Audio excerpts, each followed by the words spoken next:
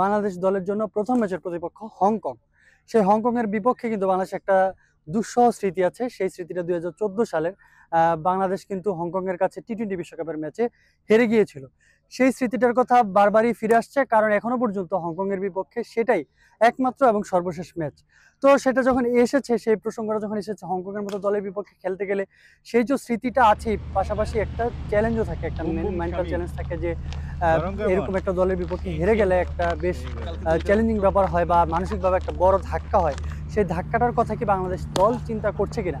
লিটন কিন্তু তখন উত্তরে বলেছেন যে ক্রিকেট একটা আনসার্টেন গেম, যে কারো কাছেই সে আনসার্টেনিটিটা যেহেতু থাকে, সেহেতু তিনি চ্যালেঞ্জটা নিতেই চান। যে কোনো দলের বিপক্ষে যে কোনো দিনে হেরে যেতেই পারে বাংলাদেশ, তার কথার আসলে টোনটা এরকমই ছিল।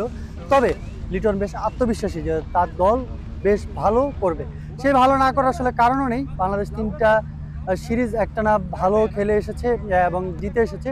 সেই জয়ের আত্মবিশ্বাসটা নিয়েই কাল এশিয়া কাপে প্রথমবারের মতো বাংলাদেশ দল এখানে হংকংয়ের বিপক্ষে আবুধাবি শেখ জায়েদ স্টেডিয়ামে মাঠে নামবে, সেই ইয়েটা আছে। তবে বাংলাদেশ দলের মূল চ্যালেঞ্জটা কিন্তু এই ম্যাচের পরই শুরু হবে।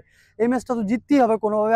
পা হরকালে বাংলাদেশের যে এশিয়া কাপের যে একটা সম্ভাবনা, সেই সম্ভাবনাটা অনেকটাই ধুলোয় মিশিয়ে যাবে। সেই ধুলোয় না মিশিয়ে বাংলাদেশের দলের জন্য চ্যালেঞ্জ যে হংকংয়ের বিপক্ষে একটা ভালো শুরু, এবং পরবর্তীতে গ্রুপ স্টেজে বাংলাদেশের দলের জন্য যেই দুটা ম্যাচ আছে আফগানিস্তান এবং শ্রীলঙ্কার বিপক্ষে, সেই দুটা ম্যাচই মূলত নির্ধারণ করবে বাংলাদেশ পরের পর্বে যাবে কিনা। সেই পরের পর্বে যাওয়ার জন্য বাংলাদেশ দল আসলে বেশ ভালোভাবেই তৈরি। তারা প্রস্তুত হয়েছে। গত দুদিন এখানে অনুশীলনও করেছে। এর আগে একদিন তারা এখানে জিম সেশন করেছে, তারপর দুদিন এখানে প্র্যাকটিস সেশন হয়েছে। বাংলাদেশ দলের টিমটাও মোটামুটি বেশ সেট একটা জায়গা অবস্থায় আছে, যেহেতু লাস্ট 3টে সিরিজে বাংলাদেশ দল জিতেছে। তো কিন্তু একটা জায়গায় একটু কনসার্নিং বাংলাদেশের জন্য আছে, সেটা হচ্ছে মিডল অর্ডারের যে ব্যাটিংটা, সেই ব্যাটিংটা নিয়ে একটু চিন্তার জায়গা আছে কিনা, সেই প্রশ্নটা আজকে লিটনের কাছেও ছিল। তিনি বলেছেন লাস্ট যে সিরিজগুলো বাংলাদেশ খেলেছে সেখানে মিডল অর্ডাররা খুব বেশি সুযোগ আসলে পায়নি। তারা যখন সুযোগ পাবে, লিটনের বিশ্বাস যে তারা ভালো করবে এবং ভালো করবে পুরো দলই। সেটা বাংলাদেশ দল কতটা করতে পারে, এশিয়া কাপে অনেক অনেক বাংলাদেশের অনেক ধরনের স্মৃতি আছে। তার মধ্যে কান্নার স্মৃতি আছে, গ্রুপ পর্ব থেকে বিদায়ের হতাশার স্মৃতি আছে, ফাইনাল খেলার স্মৃতি আছে। ফাইনাল বাংলাদেশ 3বার খেলেছে।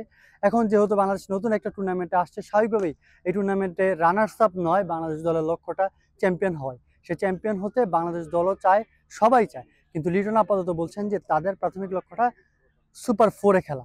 সেটা বাংলাদেশ পারবে কিনা তার একটা সূত্র কিন্তু কাল থেকেই শুরু হবে। দেখা যাক বাংলাদেশ সেটা পারে কিনা। এই শেখ আবু জায়েদ ক্রিকেট স্টেডিয়ামেই 3টা ম্যাচ হবে। সেই খবরগুলো আপনাদেরকে জানাবো আমি, মাহমুদুল হাসান, প্রথম আলোর সব প্ল্যাটফর্মে।